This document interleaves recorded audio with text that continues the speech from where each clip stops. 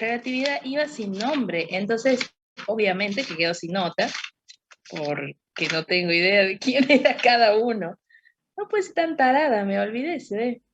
Yo me saqué un Encima, 10, profe. No, es una pobre configuración mío, del formulario de Google. ya sé. Cuando yo hice el último formulario, me salía que si quería guardar mi correo electrónico con mi nombre, y directamente cuando se vuelve a hacer otro formulario, directamente con mi correo electrónico, ya mi cuenta iniciada en el navegador, no tendría que poner el nombre. Todo bien. El problema fue que no sé de quién es cada respuesta, no sé si me entienden. Claro, no sabe el nombre, pero en el correo electrónico Obvio. no le sale de la persona que hizo, No los encontré. ¿no? Ah, ah. Che, ¿dónde está? Ah, acá está. Por eso les digo, no sé quién es quién, o sea que todos tienen un 10 técnicamente. Ay, Dios, qué desastre. Bueno, ya fue. Ahí está. ¡Oh! Justo ahora no pude ver el 7. Qué desastre. Dije yo, qué pelotuda que soy. Bueno, en fin. Y le busqué la vuelta y no me salía, o sea, no me salían ni los correos siquiera. Así que, no sé, ya le voy a buscar otra vuelta más, pero si no, ya fue, ese queda sin efecto. Carajo, ¿qué va a hacer? Bueno, se me pasó, no sé qué pasó, se me pasó. Ay, Dios mío, bueno, ¿qué va a hacer? Bueno, vamos a ver, no, acá. ¿Están viendo? Yo Sí, no. Sí, profe. Yo me veo yo en la pantalla, digamos, de lo que estoy presentando nada más, así que ustedes me dicen cualquier cosa. Eh, bueno, un poco lo que les introduje la otra clase, vamos a desarrollar ahora, este, tratando, bueno, de ir complementando. Si hace falta, les hago algún desarrollo, pero esta parte, por eso me conecté así con la compu directamente, porque es básicamente empírica, entonces no tiene mucha demostración, al menos lo que es esta primera parte. Buenas, profe. Hola, ay, miro quién entró, porque no los veo. ¿Quién llegó? Ah, soy yo, Álvarez. ¿Qué haces, Álvarez? ¿Cómo va? ¿Todo bien? Bien, profe, ya estoy en Salta de vuelta. Ah, te viniste por las elecciones y te volviste ahí nomás. No, tenía feriado, perdón, tenía laboratorio también. Ah, era por o sea, has venido, has hecho un par de cosas y de ahí nomás partiste. Está bien, está bien. Este, igual supongo que van a volver para las mesas, me imagino. ¿O no? Ya el mes que viene calculo que tengo que volver de vuelta por más laboratorios, así. Claro. ¿Quién tiene platita fuerte? Profe, una Estoy mirando el consulta, ¿cómo chat. van así con el Sí. tema de los exámenes finales? Mira, los exámenes estaban siendo presenciales, al menos, o sea, te estoy hablando de las materias de básicas, han arrancado todos presenciales, ¿no? Y física electrónica obviamente también, porque yo tomo con los de básicas, o sea, tomo junto con todas las otras físicas. Entonces, ¿Cómo le están meto? siendo ¿Metodología? presenciales. Como siempre, como era antes, se rinde la práctica primero, si tenés que rendir práctica, y si no pasas al oral, eh, que te hacen pasar al pizarrón encima, o sea, está mezclada la cosa, para colmo, bueno, viste que no, tampoco no podemos estar obligando si es que no hay posibilidades o no está dentro de las posibilidades a que vengan. Entonces, por ejemplo, sí, siempre al final creo que sí, para los parciales, que también los estamos tomando presenciales, y bueno, ahí ya no. Entonces, por ejemplo, la semana física uno, ¿no? Entonces, nosotros estábamos tomando ahí, y PAE fue con la computadora y se conectó para tomarles por Zoom a los que no estaban acá en La Rioja, por ejemplo. Y en los finales, bueno, no, en los finales como que si es presencial tienen que venir, pero por ejemplo, yo tuve un alumno que fue de física electrónica que me preguntó, dice, profe, no estoy, no creo que me presente. Le dije, no seas boludo, preséntate lo mismo, yo te tomo virtual a vos. Entonces me fui a la parte de atrás del laboratorio y ahí le tomé virtual. Bien, una vez que les haya digamos, les puse los problemas y que se lo arrastró a los chicos, entonces me fui, una vez que se encaminaron, me fui a tomarle al otro chico, y a él le tomé virtual porque no estaba, básicamente, ¿no? Pero eso ya va a correr por la decisión de cada profe si le acepta que sea virtual o no. Yo creo que sí, parece, no sé. Eh, y también va a correr un poco por el tema de la conectividad. Ahí en el laboratorio, cuando le tomé, yo me tuve que conectar a mi celular porque la verdad que no tenía re mala señal.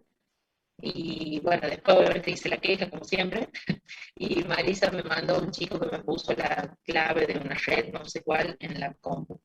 Pero sí, sí, depende un poco de la conectividad también. Para ver si se puede hacer presencial y virtual al mismo tiempo, eso un poco depende. Pero bueno, en Profe, principio sí, será eso, sí. se la escucha muy mal. Sí, eso iba a preguntar si era yo nomás. Sí, sí, sí. Muy mal.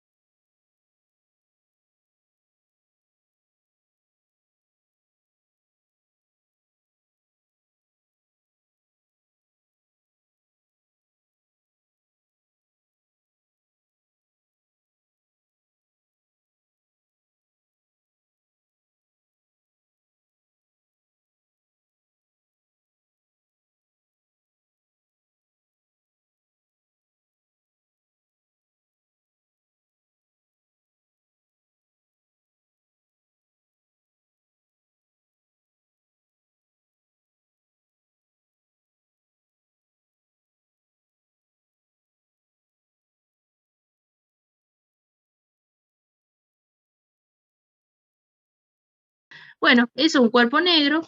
Lo primero que se les presenta es, bueno, hagamos como una relación entre cómo es esa intensidad de emisión en función de la temperatura. Y bueno, lo que observaban, como lo que aparece ahí, ¿sí? Es que la temperatura cambiaba y la intensidad cambiaba de manera, o sea, aumentaba muchísimo más. Es decir, ahí lo plantean como una relación con sigma por T a la cuarta. Pero en realidad esta era como una de las primeras manifestaciones de relación entre variables. Lo que pasa es que acá estaba dejando de lado el hecho de que el cuerpo puede radiar en diferentes longitudes de onda, justamente, y el hecho de poder observar qué tenía que ver o cómo incidía la longitud de onda con la radiación que estaba emitiendo. Entonces, era como una primera aproximación, la ley de Stefan Boltzmann, que es la que presento acá, a decir, bueno, está bien, el cuerpo radia de esta forma, cada vez más caliente, entonces cada vez mayor cantidad de energía va a estar emitiendo, ¿sí? El tema es que después se trató, ¿sí? Justamente porque viene el tema de que la longitud de onda tenía que ser alguna variable determinada, entonces, bueno, vamos a ver qué pasa si a esa intensidad que la obtenemos, que depende de la temperatura, le cambiamos la longitud de onda en la cual estamos observando la radiación o la intensidad, ¿no? Y a eso le empezaron a llamar radiancia espectral en algunos casos, donde en definitiva lo que hacía era como, digamos, como cuando ahora, viste que vos, si estás midiendo algo y lo haces con un analizador monocanal, ¿vos qué estás midiendo? Estás midiendo, por ejemplo, la energía para esta determinada frecuencia o determinada longitud de onda. Ahora, si vos planteas un multicanal donde tenés muchos canales que te van a medir la energía, ¿sí? Para diferentes frecuencias, bueno, es un poco eso lo que hacían. Entonces, lograban una integración de todas las curvas correspondientes a diferentes longitudes de onda para el objeto radiante a una cierta temperatura. ¿Se entiende? Bueno, lo que se podía observar eran puntos que se distribuían de esta forma. Fíjense que, bueno, la gráfica está puesta a propósito con puntos, y obvio que puede ser aproximada, ajustada por una curva teórica que ajuste bien a los puntos experimentales, como ya saben que se suele hacer cuando trabajamos en laboratorio. Nosotros siempre hemos hecho ajustes de situaciones lineales, digamos, de funciones lineales, pero puede llegar a darse con cualquier otra función. Lo que pasa es que cuando vos ya sabes cómo haces el ajuste, o cuando vos ya tenés en la calculadora la posibilidad de hacer el ajuste por regresión, o metés los puntos en el, no sé, en el MATLAB y te tira la función que mejor ajusta, está divino. El tema es cuando en esa época no se manejaba ningún tipo de software que te fuera a ajustar los puntos que tenían que hacer, probar funciones, y probar y probar y probar, y le cambiaban la forma de la función y demás, hasta que encontraran alguna función que ajustara a esos puntos experimentales, ¿no? Por eso es que justamente la experimentación tenía que ser bastante precisa, justamente para no tener demasiado margen de error a la hora de la curva. Bueno, fíjense que hasta ahí ya tenemos dos tipos de análisis diferentes. Ver cómo es la energía que recepto en función de la temperatura del cuerpo, y para una temperatura dada, ver cómo es la energía que receptamos en función de la longitud de onda, ¿sí? De diferentes longitudes de onda en las cuales podría estar radiando, ¿no? Porque en definitiva, vos mirás un cuerpo negro, no sé, pongo un espectrómetro mirando al sol, y no es que me va a radiar en una sola longitud de onda, sino que voy a obtener un rango de longitudes de onda que van a hacerse visibles o que yo puedo analizar a partir de ese instrumento. Entonces, con esas dos relaciones, bueno, algo tiene que haber. Entonces, ¿cuál fue el planteo de Wien? Comparar. Comparemos, che, ¿cómo es la curva de la intensidad en función de la longitud de onda? Bueno, tiene la forma esta, ¿no? Entonces, comparemos qué ocurre con el mismo cuerpo, obviamente, pero variándole la temperatura. Entonces, en la comparación, estoy hablando del mismo cuerpo, justamente para no estar modificando demasiado las condiciones del problema, ¿no?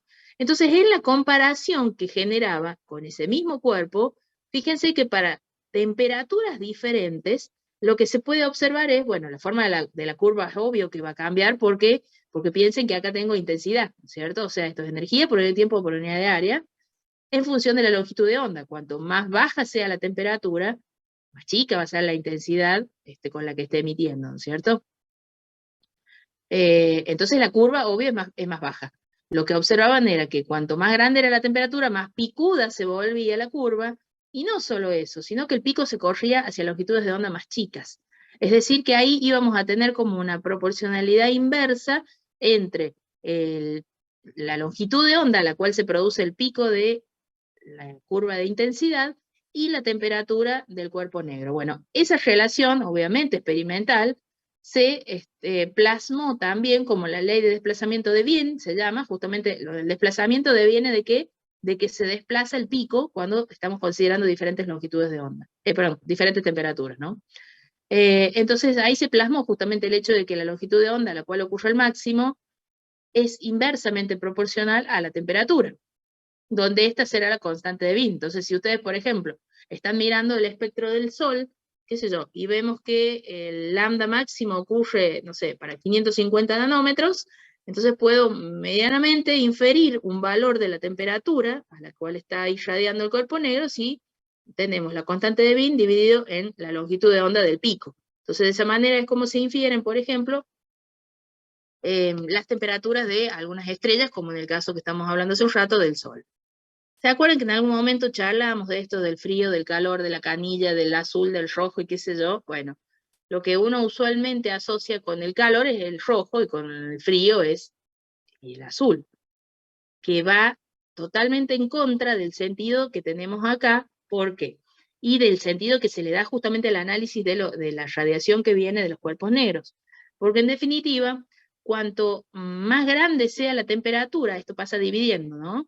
Cuanto más grande sea la temperatura, más chica va a ser la longitud de onda. Y longitudes de onda chicas sabemos que nos estamos yendo para el lado de los azules, y longitudes de onda más grandes nos estamos yendo para el lado de los rojos. Entonces, en definitiva, si observamos el espectro, por ejemplo, de una estrella muy, muy caliente, no sé, de 20.000 Kelvin, entonces estamos viendo un pico de longitudes de onda tendiendo hacia los azules ultravioletas, mientras que si estamos viendo el espectro de una estrella bastante fría, como los 6.000, que son más o menos correspondientes al Sol, ¿no? A la temperatura superficial del Sol, estaremos viendo entonces una estrella que tiene una temperatura más bien baja, ¿sí?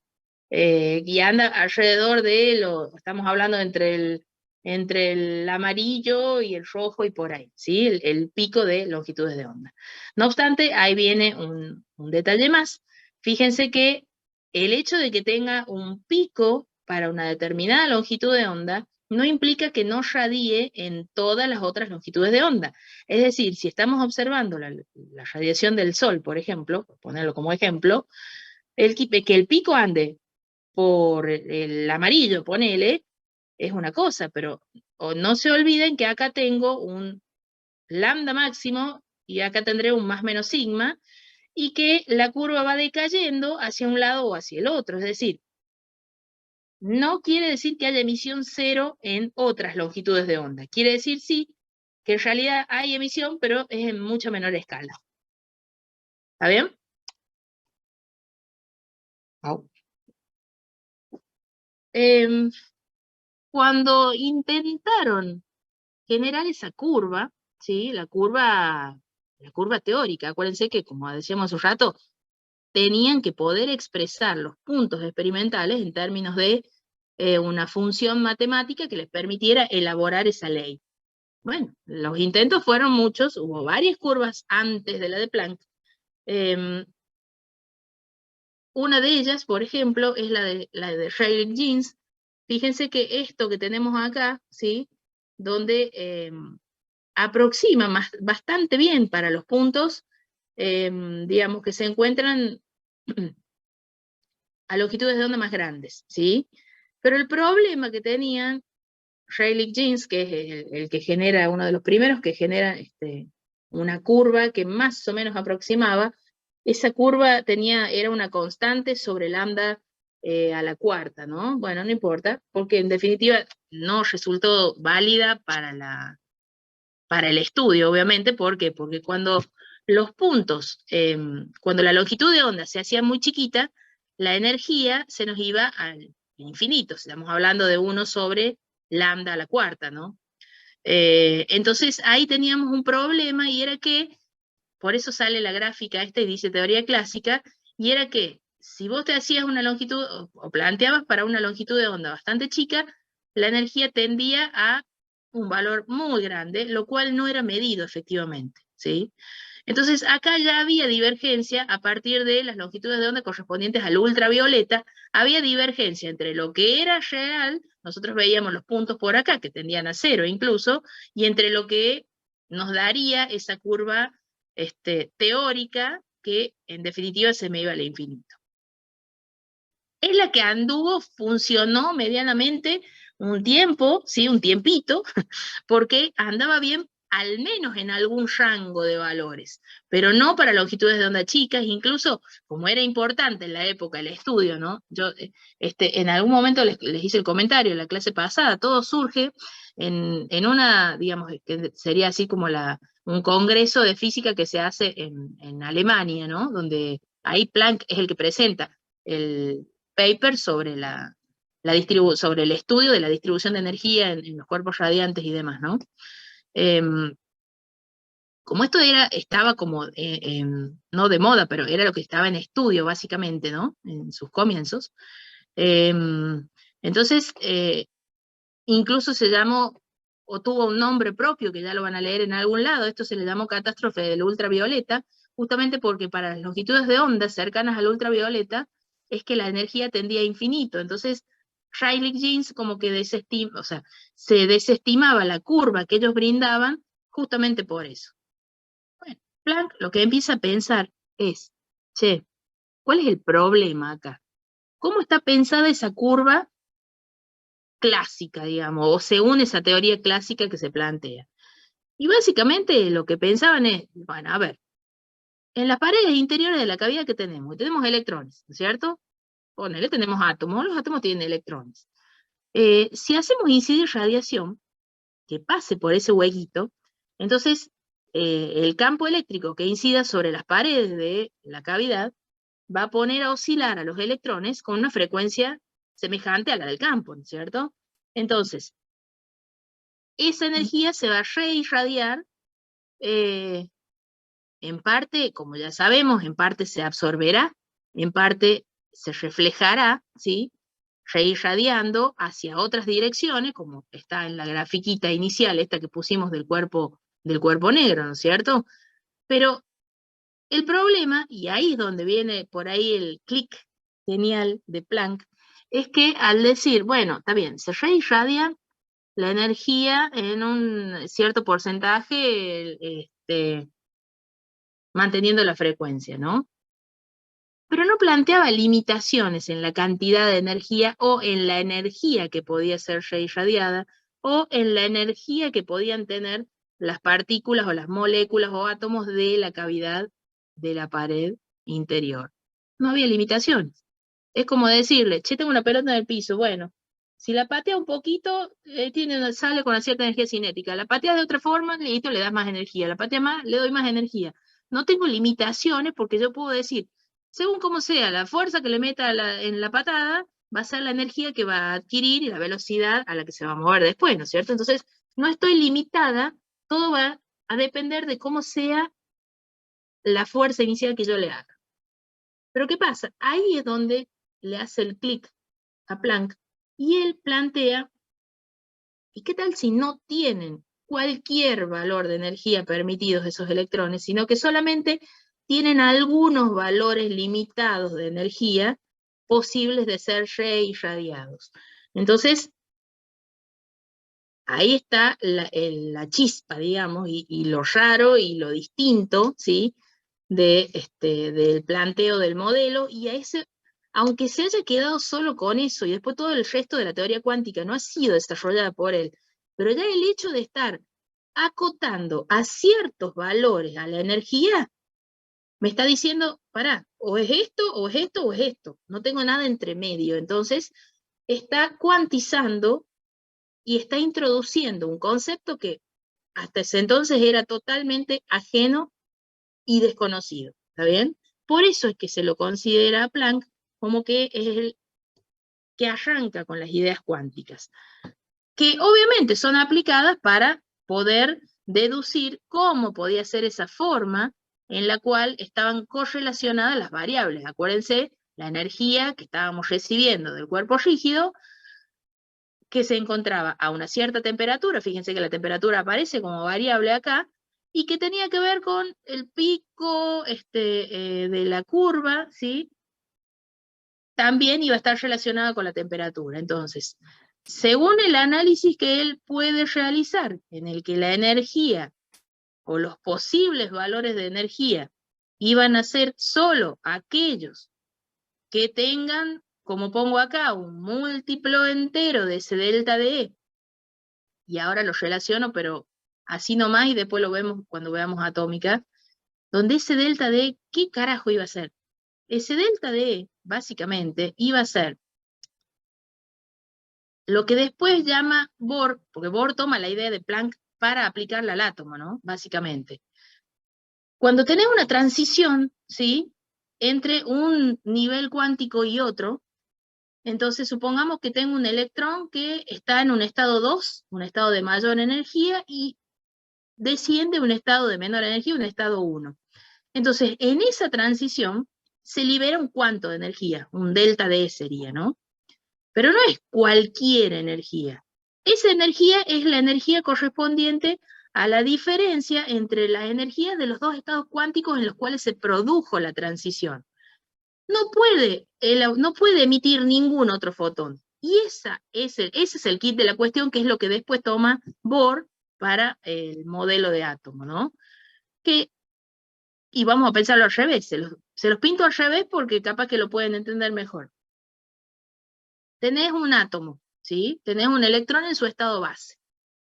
Le tirás, pongámosle un gas adentro de un recipiente, ¿no? Le tirás, le haces una descarga eléctrica, le tirás fotones de alguna manera, ¿sí? Y vos querés que esos fotones sean absorbidos para elevar a un estado cuántico superior a los electrones, un estado de energía superior, ¿no? Pero no cualquier fotón puede ser absorbido. Es decir, la probabilidad de absorción de ese fotón, ¿de qué va a depender? Y va a depender de que la energía del fotón sea coincidente con la diferencia de energía entre los estados, entre los dos estados cuánticos, de dónde va hacia dónde viene, ¿sí?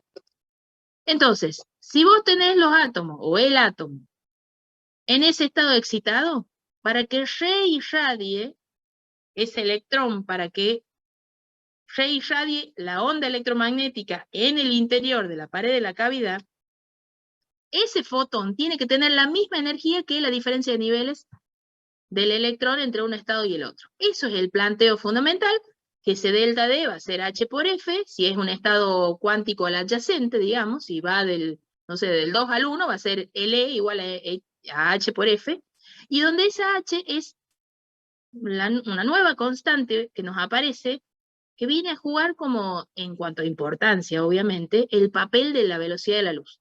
Si para la relatividad lo fundamental era la velocidad de la luz, que era nuestra constante universal, y qué sé yo, bueno, en la cuántica vamos a encontrar esta constante como nuestra constante universal, y es lo que llamamos justamente, recibe el nombre de constante de Planck. ¿Está bien?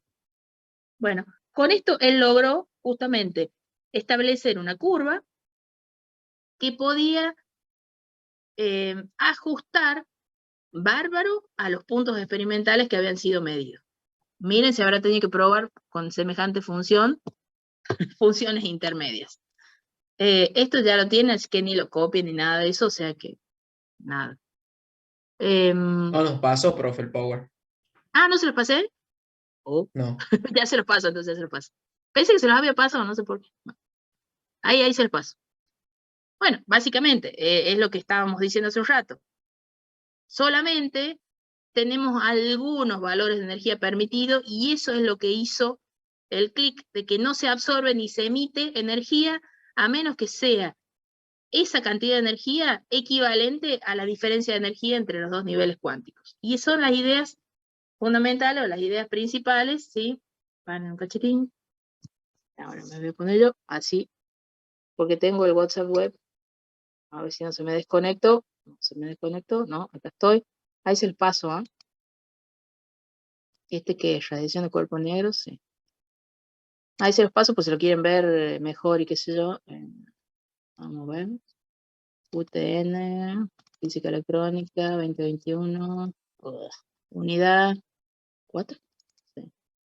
Ahí está. Ahí va. Eso.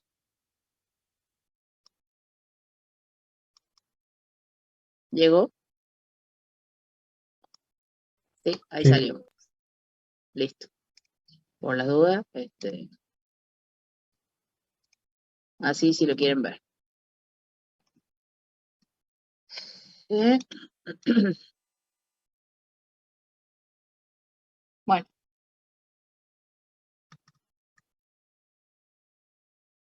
entonces, como les dije, esto es lo que medianamente se considera como el nacimiento de la cuántica, ¿sí? Simplemente pensar que, que surge con el estudio experimental de la radiación de los cuerpos negros, ¿sí?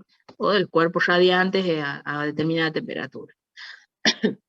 A todo esto, uno habla de fenómenos que se suceden y qué sé yo, pero estamos hablando de muy poquitos años de diferencia entre uno y otro, ¿no? En 1900, Planck arranca con sus ideas de la cuantización. En 1905, Einstein presenta el paper del efecto fotoeléctrico. En 1905 donde se presenta también el de la relatividad, se presenta el del movimiento browniano, se presenta el efecto fotoeléctrico, o sea, una bestia, así como lo ven. Digo, para presentar algo cosas tan disímiles en un solo año, y aparte tan alocadas en cuanto a digamos, a las ideas que tuvo que utilizar y a la abstracción para poder dar explicación a algo, ¿no? Fundamentalmente, como ya vieron, con la relatividad. En el caso del fotoeléctrico, esto es lo que le vale el premio Nobel. En realidad, deberían haberle dado otro premio Nobel, pero bueno, más allá de eso, sí, porque por la relatividad, ¿cómo no le van a dar uno? Pero bueno, más allá de eso, por lo menos tuvo uno, vamos a verle el lado positivo, y el premio Nobel que tuvo fue justamente por la explicación del efecto fotoeléctrico. Ahora, déjenme contextualizarlo respecto de lo que ya habíamos visto de la doble naturaleza de la luz. Vimos que venía como en la pelea, en la trifulca entre si era onda o era partícula, que según Newton era partícula, que después se pasó a la teoría ondulatoria, que en definitiva es la que perduraba, porque para ese entonces, estamos hablando para la época esta, Maxwell había sacado sus ecuaciones, Hertz había producido ondas electromagnéticas, la velocidad de la luz ya había sido harto medida, entonces directamente ya la luz era ondas y listo, y ya estaba todo cerrado. Entonces la teoría corpuscular había sido dejada de lado para ese entonces. Ahora, ¿qué pasa? En este caso, banque.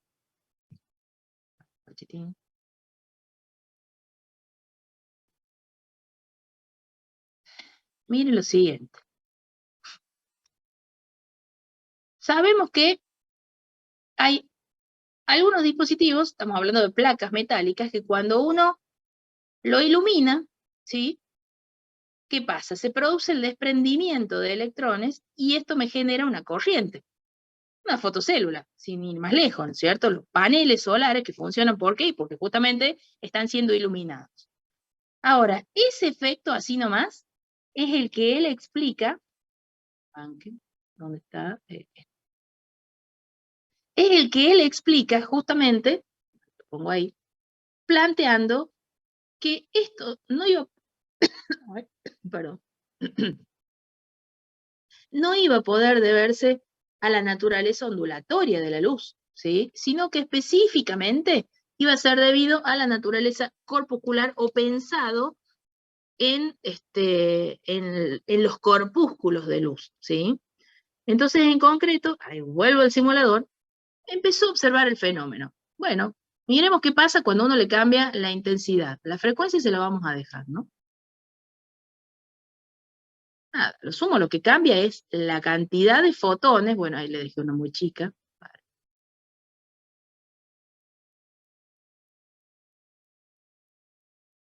cambia la cantidad de fotones que vamos a largar, ¿sí?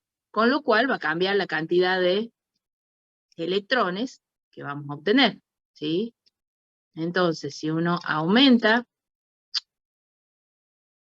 dame bola, no me deja subirlo más, no sé por qué. Si uno aumenta la intensidad, ¿sí? A lo sumo está aumentando la cantidad de fotones que van a interactuar con los electrones que se encuentran en esa placa emisora, ¿sí? Todo el dispositivo se encuentra, bueno, ponerle en un tubo de vacío. Acá tengo una placa colectora que está conectada mediante una fuente de voltaje, ¿sí? Y tengo acá algo para medir corriente, justamente.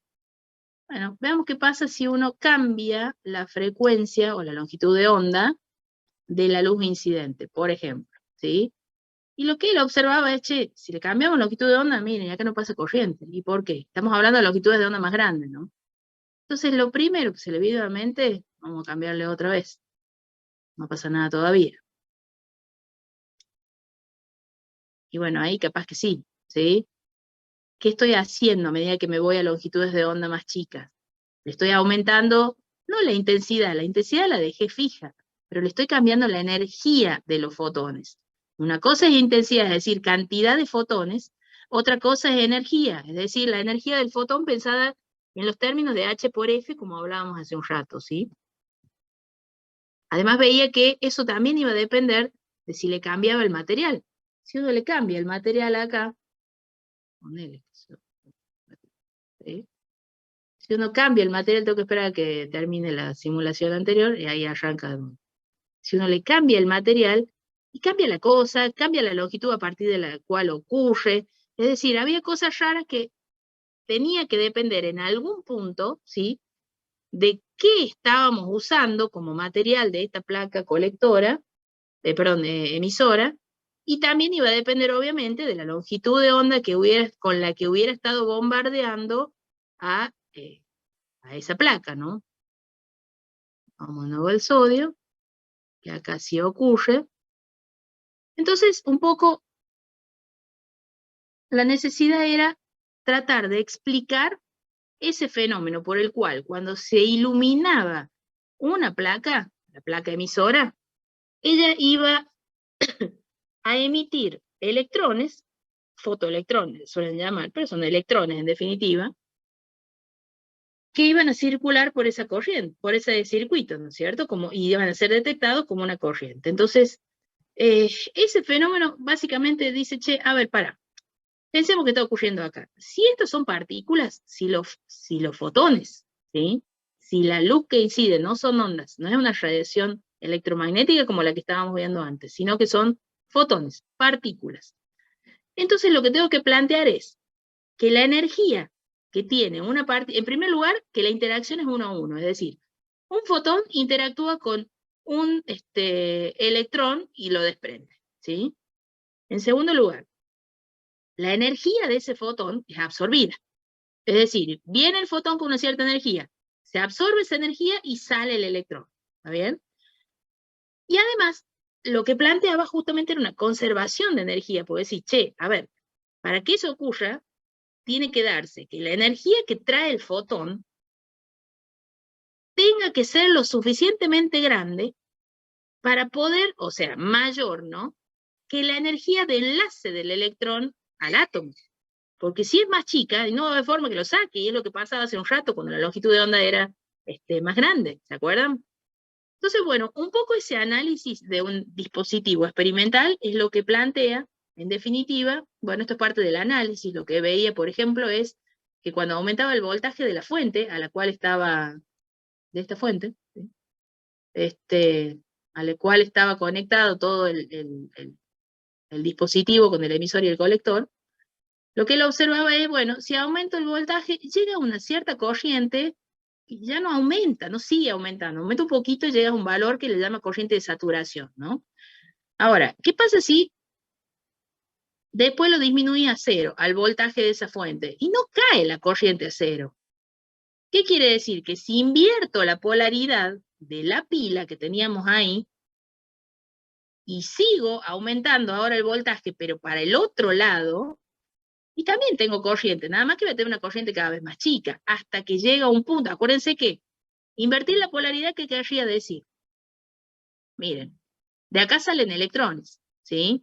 Si yo acá pongo una placa positiva, lo acerco. De acá salen electrones. Si acá pongo una placa positiva, entonces, bueno, los electrones van a ser atraídos. Entonces, a lo sumo, si viene un fotón, lo absorbe el átomo para darle la energía al electrón y lo desprende, como acá tengo un positivo, el electrón, aunque solamente haya sido desprendido, ya se me viene para acá. ¿Por qué? Porque tengo una placa positiva. ¿Sí? Hay casos en los que, por ejemplo, la energía es lo suficiente como para que parte de la energía del fotón es absorbida para desprender el electrón del átomo. Y otra parte para dar la energía para que ese electrón salga con una cierta energía cinética. Díganme si me siguen, porque yo no sé si no voy muy rápido o qué. Sí, profe. El Vean, funcionamiento del diodo casi. exacto. Entonces, si acá le invierto y le pongo una placa negativa, voy a tener electrón desprendido, placa negativa, o sea, no va a tender a ir hacia allá. Pero lo que observo es que sí, que efectivamente sí tiene, digamos, una cierta corriente, es decir, que eso quería decir de que habían salido con cierta energía cinética, su energía cinética no era cero. Eso quiere decir que el fotón no solo desprendió el electrón del átomo, sino que además le brindó energía cinética para que pudiera moverse y avanzar aún en contra del campo eléctrico, ¿no es cierto? Pero eso llegaba hasta un cierto límite, donde eso se le llamaba voltaje de saturación, a partir del cual ya no había forma y no se producía, la corriente, ¿no? Bueno, ese voltaje de saturación, sabemos que, bueno, ese caso límite del potencial, o la energía potencial, digamos, que tengo en ese punto, va a ser igual a la energía cinética máxima que sacan los electrones. Entonces, de esa manera podía sacar cuál era ese voltaje de saturación o de frenado, simplemente como la energía cinética máxima sobre la carga del electrón. Y lo que observaba, por ejemplo, también, es que si le aumentábamos la intensidad de la luz, una vez que se hubiera producido, como habíamos dicho hace un rato, sí veíamos una corriente mayor. Está bien, hasta un cierto límite, en un cierto rango, porque tenía esa corriente de saturación, pero sí se veía una corriente más grande. Pero, cuando no se producía el efecto, vamos a pensar,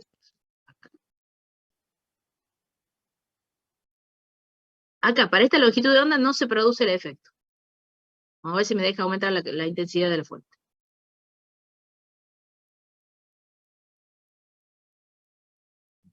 Si yo cambio, modifico la intensidad de la fuente, sigue sin producirse.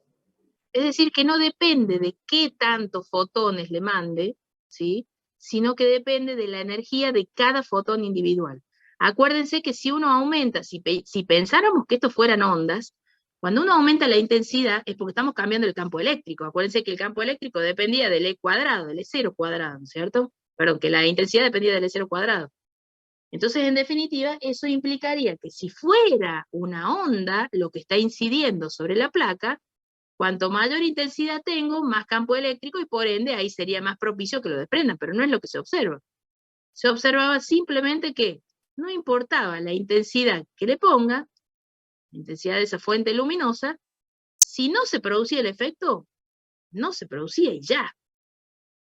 Simplemente iba a depender de la energía que tuvieran esos fotones en particular. Entonces, por ejemplo, cuando le aumentaba la intensidad y sí se producía, entonces se veía que, bueno, ahí sí iba a aumentar la corriente, porque simplemente tengo más fotones que van a chocar en su interacción uno a uno con los electrones del material. ¿Estamos? Bueno, todas esas conjeturas, digamos, que realizaba eran justamente para poder probar que efectivamente la naturaleza de este fenómeno era corpuscular y no era ondulatoria. Además, pensemos que, por ejemplo, que incide la radiación, ¿sí? Pensemos lo siguiente, tengo una onda electromagnética donde sabemos que la energía va a estar distribuida en todo el frente de ondas. Si está distribuida en todo el frente de onda y esa onda tiene que incidir sobre un átomo en particular, entonces, como el lo que colisiona, si se quiere, es un diferencial de frente de onda, tengo que esperar a que ese átomo absorba la energía de todo el frente, es decir, que va a haber un cierto tiempo entre que incidió la onda y el electrón salió. ¿Por qué? Justamente porque está toda la energía distribuida en el frente de onda. Pero eso no ocurre. Nunca se midió ningún tiempo, el efecto era ahí nomás, era casi instantáneo, es decir, que quería decir que la interacción era, viene el fotón, como si fuera una pelota de coso, de billar, le pega al electrón como si fuera otra pelota de billar, entonces absorbe entonces el átomo ese cuanto de energía, y ahí nomás es transmitido al electrón para salir, en primer lugar para desprenderse, y en segundo lugar para salir con cierta energía de esa placa. ¿Bien? Bueno, acá está un poco lo que les decía hace un rato. El punto, el kit de la cuestión era que tenía que hacer un balance energético acá como para ver cuándo ocurría ese efecto, ¿no es cierto? Es decir, que la energía del fotón de incidente, lo vamos a plantear así como lo planteé hace un rato, la energía del fotón de incidente iba a tener que ir, en parte, esto supongamos que lo paso para el otro lado sumando, ¿no? En parte iba a ir a la energía para sacar al electrón, y en parte iba a ir a la energía cinética que se lleva el electrón una vez que sale del átomo. Entonces, en concreto, la energía cinética de los electrones me iba a quedar la energía del fotón menos la energía para sacar el electrón, o la energía de ligadura del electrón al átomo. Entonces, fíjense, y ahí eso ya me daba la pauta de que, ¿cuándo ocurría? ¿Por qué? Porque sí o sí, esta H por F, que es la energía del fotón, iba a tener que ser más grande que phi. Porque si es más chica, me iba a quedar una energía cinética negativa, lo cual no podía ocurrir, ¿sí? Entonces, sí o sí, para que esto existiera, tuviera relevancia ese valor de energía cinética, no fuera algo irreal, H por F, que es la energía del fotón, tiene que ser más grande que phi. En el caso límite, H por F es igual a phi, es decir, cuando la energía cinética es cero y simplemente viene el fotón, lo desprende al electrón del átomo y lo deja ahí nada más, y el electrón sale nada más que porque tenés la otra placa positiva, entonces ese es el caso límite para el cual se produce. Bueno, acá está escrito el caso límite. A esa phi, que es la energía para desprender el electrón del átomo, le vamos a llamar función de trabajo, ¿sí? Obvio que va a depender del material, y es la energía necesaria para sacar el electrón de un átomo de ese material determinado. ¿Vamos? Obvio que para distintos materiales hay distintas funciones de trabajo. Por eso, cuando les mostraba esto, acá teníamos la posibilidad de, en el simulador, de elegir algunos materiales diferentes, acá, ¿sí?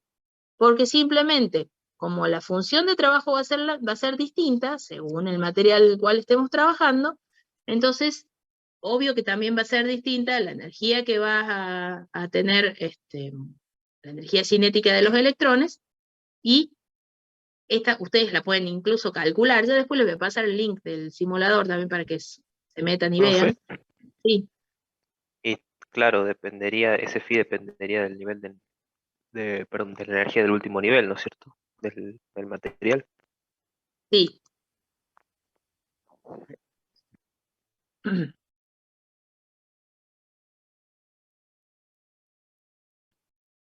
Ahí va.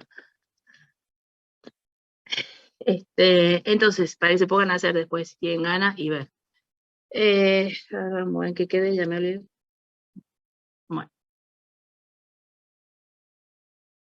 Entonces, de esto que habíamos hablado acá, de ese punto límite en el cual salían sin energía cinética los electrones, tengo el caso límite para el cual va a ocurrir el efecto fotoeléctrico. Es decir, cuando la frecuencia de la luz sea más grande que este valor límite para el cual ocurre, listo, el efecto se produce. Y si es más chica, ya no. Esa frecuencia se llama frecuencia de corte. Obviamente que también podemos calcular la longitud de onda de corte, que es simplemente C sobre F de corte, ¿no es cierto?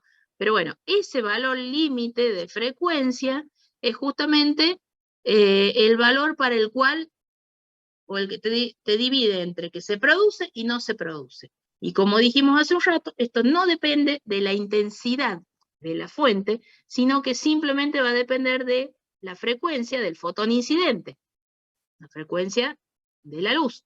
¿Por qué? Y bueno, porque obviamente la energía del fotón depende de la frecuencia, y por ende, cuando tenés una frecuencia mayor, viene con mayor energía y es más propenso a que la energía de ese fotón sea más grande que, como dijimos acá, que la función de trabajo. ¿Está bien? Banquen que, perdón que lo lleve así cagando, pero me parece que estoy ya embalada con esto, que esto aparte de la parte vieja, digamos, ¿sí? De la cuántica, que me parece que deberíamos ver. ¿Esto qué carajo es? Déjenme darle el conto y ya los largo, ¿sí? Perdón, detalle 1.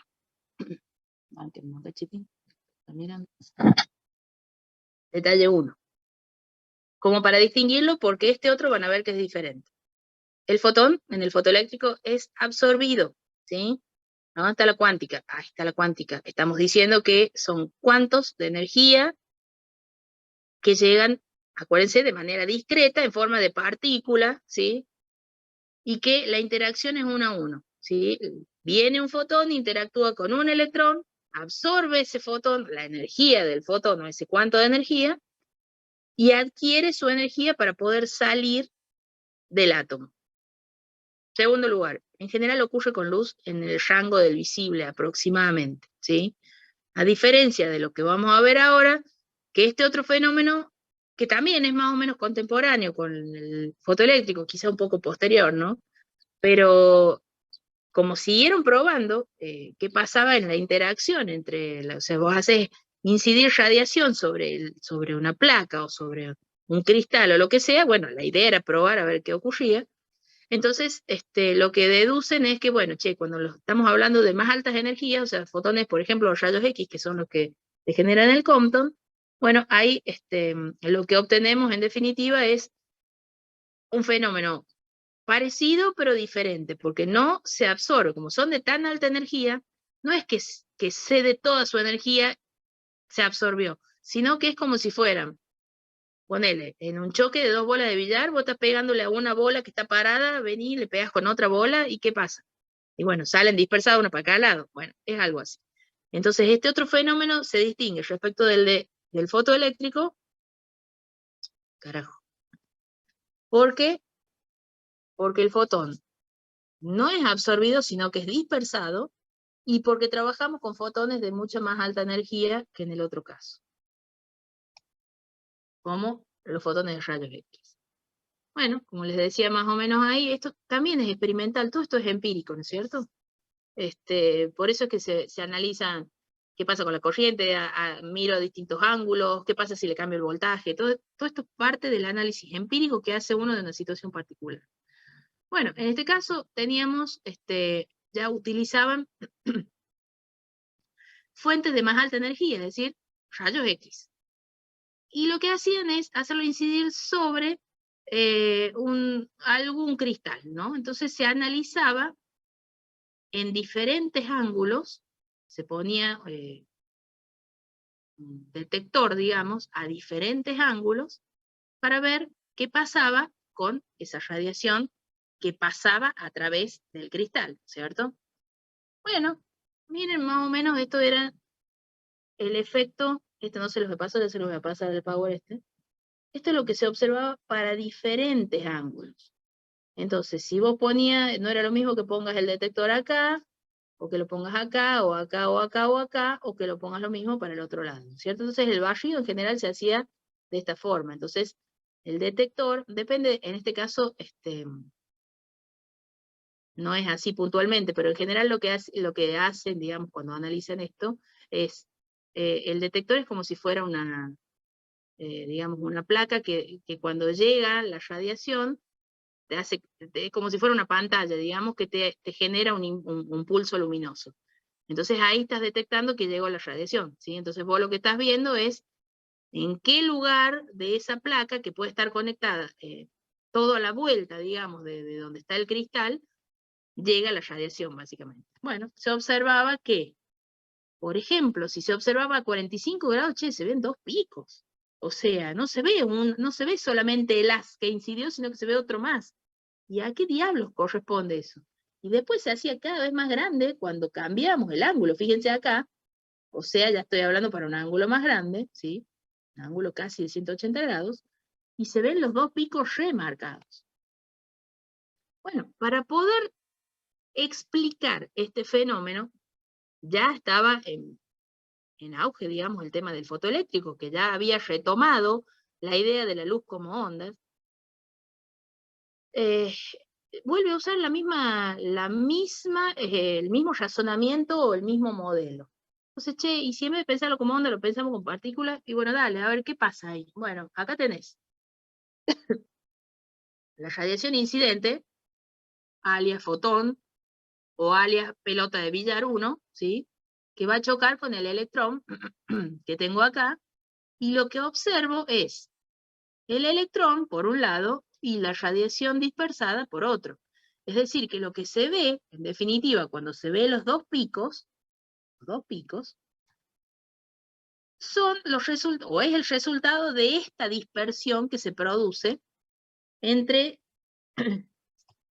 la dirección en la que incidía originalmente los fotones, ¿sí? Los fotones que yo largo, y la dirección en la que terminan saliendo esta otra parte de los fotones, ¿sí?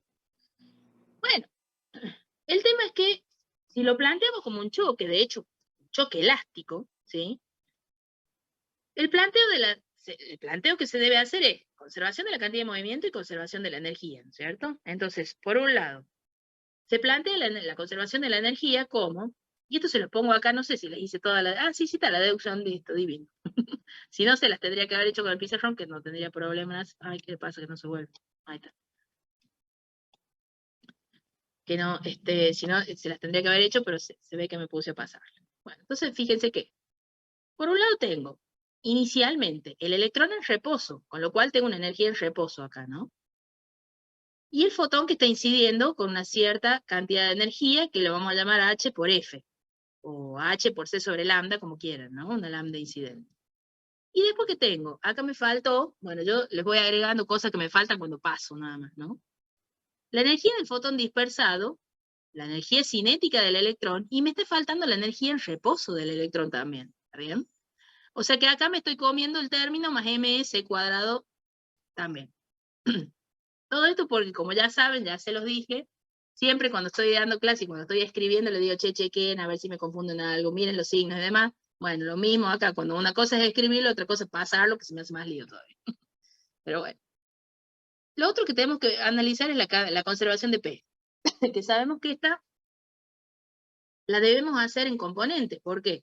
Y porque estamos planteando un choque, en una componente X, por ejemplo, y una componente Y. Entonces, fijémonos que en la componente X, ¿sí? Inicialmente sí tengo, pero en la componente Y no, o sea, va a ser 0. Y acá está anotado P0, que va a ser P1 coseno tita para P coseno phi, y en el eje Y será 0 igual a P1 seno tita menos P seno phi.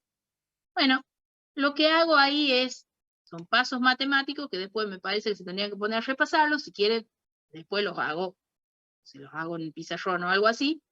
Pero lo que estoy buscando, justamente, esto no está normalmente en los libros, les aparece la fórmula final, por eso se los paso yo, ¿no? Saben que por ahí, si se puede, se los hago justamente para eso. Lo que estoy buscando es llegar a alguna expresión que me vincule o que me diga, che, ¿de qué miércoles es esa longitud de onda que estás viendo o ese doble pico que estás viendo que no sabemos a qué atribuírselo? Bueno, acá sí se la puse a la energía de reposo del electrón, en la otra me había olvidado de pasarla, ¿no? Deduciendo, llegamos a qué? A que hay un delta lambda, que es el lambda 1 menos el lambda 0, que tiene que ver con el coseno del ángulo, que es efectivamente lo que estábamos viendo hace un rato. Lo que veíamos en la curva, aunque nunca cachitín, acá, la curva, acá. Lo que veíamos en la curva, que según el ángulo que al cual estuviéramos mirando, iba a ser diferente la distancia entre ese pico, ¿sí? Entre el pico 1 y el pico 2. Entonces, justamente a esa distancia entre ambos picos es que se le llama el corrimiento Compton, ¿está bien? Y el término este que me aparece acá, ese factor H sobre MC, es lo que se suele llamar la longitud de onda Compton, porque es un factor que nos aparece siempre en esa ecuación.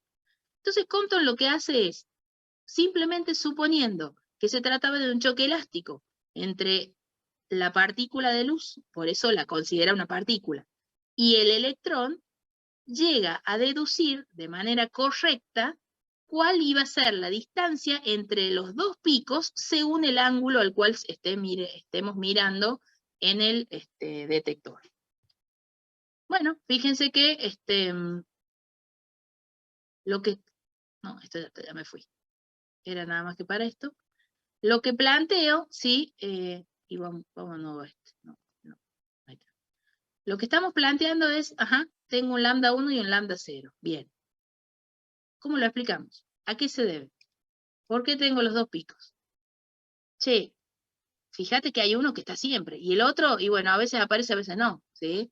En este caso miren, en este caso tengo un pico, bueno, a una longitud, hay un delta lambda mucho más chico, acá está más allá, acá está más allá, pero el pico original, o casualidad, es coincidente, ¿qué busca? ¿Qué cosa? Ah, sí, esa acá.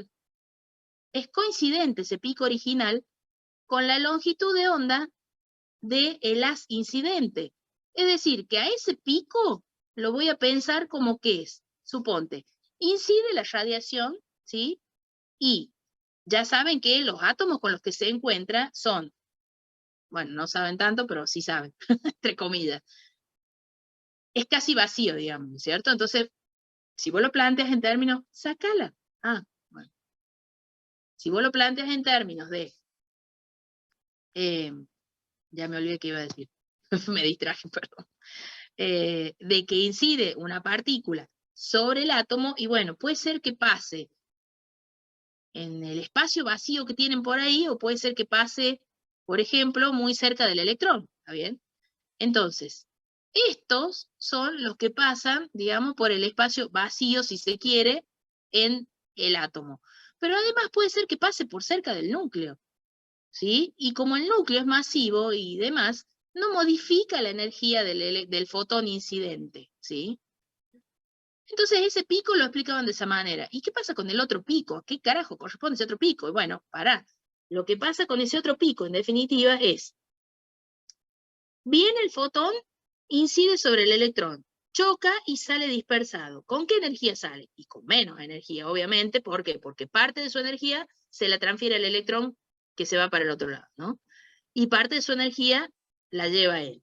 Como sale con menos energía, sale con menos frecuencia o con más longitud de onda. Entonces, en definitiva, esta lambda 0 es correspondiente a la longitud de onda incidente, podríamos decir, la longitud de onda del haz que vos mandaste inicialmente hacia el cristal. Y esta lambda 1 es la longitud de onda del fotón dispersado, que es mayor que lambda 0 justamente porque tiene menor energía ese fotón. ¿Está bien? Entonces, de esa manera, logra explicar pensando en la luz, en la radiación, digamos, como si fueran partículas, logra explicar otro efecto que es muy semejante al efecto fotoeléctrico, nada más que es un efecto que ocurre a más alta energía, o sea, lo hacemos, prácticamente se hace con rayos X esto, y que además difiere del otro, fundamentalmente yo les marco esas dos cosas porque son la diferencia principal, digamos, difiere del otro en el que acá el fotón simplemente es dispersado, en el otro caso el fotón era absorbido, ¿está bien? Bueno, esto que vemos acá es simplemente otra forma más de interacción de la radiación con la materia. Recién los dos tipos que vimos hace un rato, tanto el fotoeléctrico como el efecto Compton, son formas en las que la radiación, o las partículas, como quieran llamarlas, interactúan con la materia. Haces incidir radiación o fotones sobre una placa y ves qué ocurre. Haces incidir fotones sobre un cristal y ves qué ocurre. Bueno, esto también es otra forma en la cual se produce esa interacción entre la radiación y la materia, pero esto ocurre ya para muchas más altas energías, ¿sí? Entonces, hay veces en las que, por ejemplo, tenés un fotón de muy alta energía que choca con un núcleo, ¿sí? Y en esa colisión entre el núcleo y el fotón se generan dos partículas, dos una partícula y su antipartícula. Por eso se llama producción de pares. Los pares se refiere a eso, a que es una partícula y la antipartícula. Piensen que la antipartícula es en definitiva una partícula con las mismas características que la anterior, nada más que tiene su carga diferente, digamos, porque, bueno, la carga y el momento magnético, ¿no? Porque, por ejemplo, la antipartícula del electrón sería lo que llamamos el positrón, porque tiene todas las mismas características, pero signo positivo. ¿Vamos? Bueno, obvio que acá también estamos considerando, ¿sí? Una igualación de energías, como hablábamos hace un rato. Lo que estamos diciendo es, che, tengo que la energía del fotón incidente, ¿en qué la voy a ver transformada? Y en la energía que se va a llevar el electrón y en la energía que se va a llevar el positrón, que se han generado en esa colisión, ¿sí?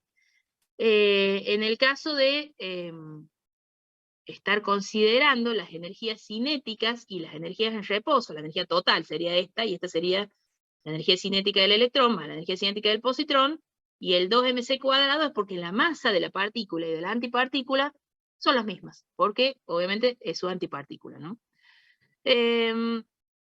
Bueno, entonces esa es otra forma en la que interactúa, y obviamente se detecta por, justamente este tipo de cosas se detecta en cámaras de ionización, por ejemplo, porque se ve una partícula y se ve su antipartícula, porque se miden las energías, básicamente, ¿sí? Entonces ahí, acuérdense que estas cosas no se ven así con los ojos, no es que vos estás viendo la partícula que pasa, sino que vos, por ejemplo, ves una traza, ¿sí?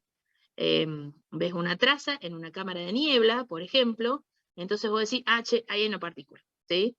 Y si vos tenés un sistema de campos magnéticos por ahí dando vueltas, que sabés que lo que van a hacer es hacerte una deflexión debido justamente a la velocidad a la que se mueve, entonces vos podés saber, por ejemplo, cuál va a ser el signo de la partícula según la traza para dónde se esté moviendo, por ejemplo, ¿no?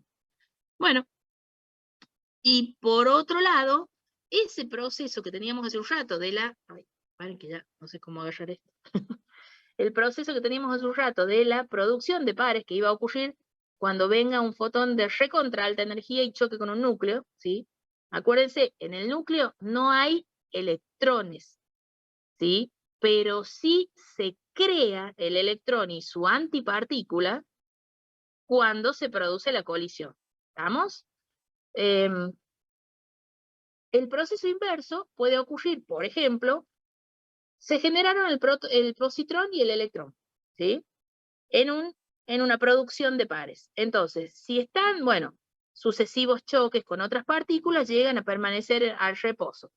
Si vos tenés muy cerca entre sí el positrón y el electrón, entonces, como es partícula y antipartícula, como antes ni siquiera existían, vuelven a ser la nada misma, pero cuando se aniquilan, porque así se llama, se transforman en energía. Entonces, ese proceso es el que se llama aniquilación de pares. ¿Y cómo es esa energía? ¿O qué sentido va a tener esa energía? ¿Cómo me doy cuenta? Porque vamos a encontrar fotones, ¿sí? Porque vos decís, che, bueno, se produjeron un electrón y un positrón. En algún lado chocaron sucesivamente, qué sé yo, hasta que, pongámosle que tengo un gas donde ocurren las reacciones estas, ¿no? Hasta que llegaron a estar casi en reposo el electrón y el positrón, y se quedaron quietitos, ¿sí? Ajá, pero estamos muy juntos, listo, nos juntamos. ¿Por qué? Porque somos partícula y antipartícula, y nos aniquilamos. Esa aniquilación, entonces, es energía. Esa energía se pone en manifiesto en fotones que van a tener cantidades de movimiento diferentes. ¿Por qué? Porque tiene que ser válida el principio de conservación de la cantidad de movimiento, y como antes no había nada, o sea, era cero, entonces eso tiene que ser igual a P1 menos P2. ¿Cómo lo resumo? Si están el electrón y el positrón en algún punto, y después se aniquilan, ¿sí? Convirtiéndose en energía, se me va a ir un fotón para acá y se me va a ir un fotón para allá. Es decir, en direcciones diferentes. Eso es justamente lo que se puede medir. Paren que ahora doy vuelta y saco. Justamente Profe, eso, sí. y también estarían restringidas las longitudes de onda de los fotones, ¿no es cierto? No podría Sí. ser cualquiera. Sí, bien. No podría ser cualquiera, bueno, va a ser una longitud de onda alta, estamos hablando de fotones de alta energía, incidentes, ¿no? Y sí, esto no se da con cualquiera, no se da en cualquier situación tampoco, ¿no es cierto? Este tipo de interacciones me refiero. Y de nuevo, se detectan simplemente porque vos ves un fotón y otro, y su idéntico, digamos, pero en un sentido contrario, lo cual te hace pensar que proviene de una aniquilación de pares. Sí. Bueno, esto es un poco... sigo con esto prendido, bánquenme que ahí les paso este Power. Ujú. ¿Cómo era este? Ah, Compton. Ahí está. No me acuerdo cómo se llamaba. Ahí va. Estos son más o menos los efectos observados en los efectos cuánticos, con lo que se arranca, digamos, el estudio y el tratamiento de la cuántica. Como les dije, tiene como muchas aristas, entonces esto es como que la primera parte de la cuántica, y después el desarrollo ya posterior es un poco diferente, pero se basa justamente en esa idea de cuantización de la energía, justamente. ¿Estamos? Ujú. ¿Preguntas? Uy, ¿nadie? Hasta ahora no, profe. Tenía esas dos nomás. Genial. Bueno, mañana nos juntamos antes. Encima hay reunión, después, o sea, un desastre. No sé, ¿qué tienen a las 7 de la tarde ustedes mañana? Porque nos han convocado a todos a reunión obligatoria en el auditorio, así que me parece que me voy a ir allá para entrar al curso a las 5. Pues capaz que le doy clase desde allá a ustedes. Entro al curso y después me mando al auditorio a la reunión, porque si no, la otra es que vaya viajando con el teléfono conectada, no sé cómo hacer. Pero bueno, mañana, bueno, lo que sí pusieron ahí en el mensaje es que se suspendían las actividades en el horario que durara la reunión y qué sé yo, para que vaya todo el mundo. No sé qué tienen a las 7, por las dudas les estoy avisando. Informática 2 tenemos, así que bueno, parece que Sí. no vamos a tener. No. Si quieren ya les mando las resoluciones, también le mandan mail, mensaje en todos los departamentos y qué sé yo. Y sí, han dicho eso, notificación de reunión. Tiene carácter obligatorio con suspensión, ahí está, ahí les mando, les reenvío. ¿Ah?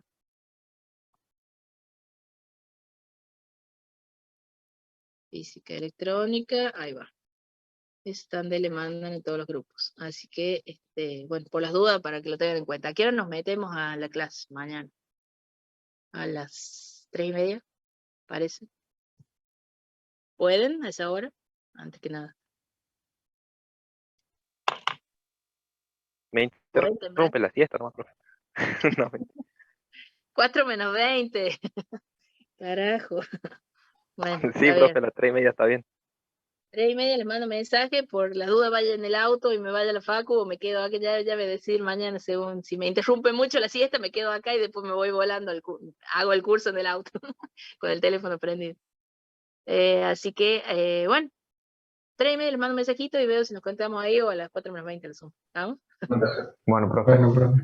Nos estamos nos viendo. vemos. Nos Hasta vemos. luego, Chao, profe. chao. Bueno, profe.